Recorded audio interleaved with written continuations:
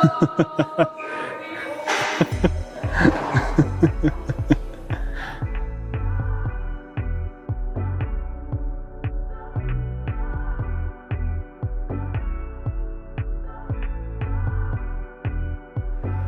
I'm Matthew Rempel, and welcome to Social Enterprise World Forum Day 1.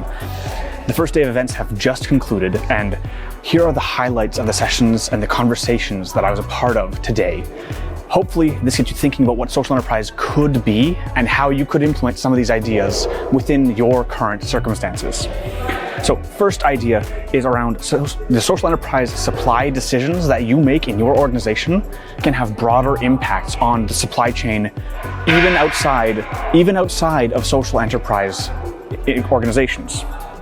For example, Fairphone has pushed for greater mining transparency about how does the work get done and who's involved, who's getting paid, and is it more ethical than before, improving the standards of mining and making more ethical cobalt and other minerals an option, which then other corporations have to choose between, and it makes it an option within the supply chain. Similarly, Roots Bikes is working on and has released an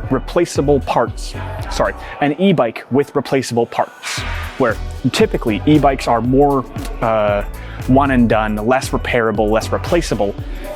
Now their e-bikes that they're producing have replaceable parts. You can switch out each piece as needed, and they've been designed in such a way that makes repair quick and easy by their technicians. And the parts, bike repair is a typically learnable skill, and so they're moving the e-bike industry towards encouraging more replaceable parts. And it's likely a competitive advantage for them now, which means that other organizations will need to take on some element like it to compete. And Makers Unite is a repair shop for clothing in the city of Amsterdam. They've been working on sharing blueprints, sharing the repair kit or the repair instructions for how to fix Patagonia clothing. And so through that, they've been able to increase the repairability of clothes, which makes the clothing more long-lasting and that it can shift the ecosystem towards encouraging more clothing repair. Next idea is connections between social enterprises and corporations. These can be partnerships, these can be funding, these can be procurement or contracts. By connecting with corporations, social enterprises can access more capital because the corporations have spending that they're going to do anyways. They have things they need to buy, and social enterprises can supply those things, thereby earning the income and figuring out how to raise their revenue by earning more customers that happen to have the ability to pay. You can look at what they're already spending money on, as those are opportunities that can either be impact focused or that can be revenue generating if they're margin products that your social enterprise can provide. And the same concept can be applied to government when we're talking procurement. If you find out what they're spending money on, you'll find out what they value, and then you can provide that value. When approaching these larger institutions or organizations for partnerships or for procurement, focus in on the individual people within the organization that have to make decisions. Often they're going to be interspersed within the organization where everyone has some amount of decision-making power or someone has influence over what gets reported to their superior. And so with that, you can look at you can look at appealing to the human issues that each person within the organization needs to deal with. In that way, you can appeal to what they value, what they need, and sell it. There's a discussion on internationalization, which is taking one company or one idea and transferring it into other geographic areas, specifically across national borders.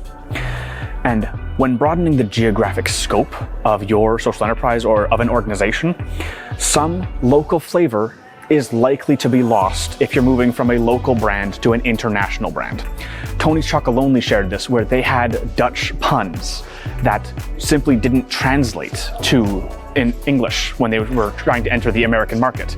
The jokes didn't land.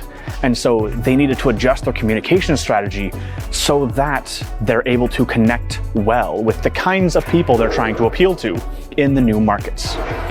Anywhere your product is featured or anywhere your product is sold, it's going to have an impact on the brand as a whole. And so you're going to need to consider what new international locations are looking for or want from these products and how you can connect with those markets.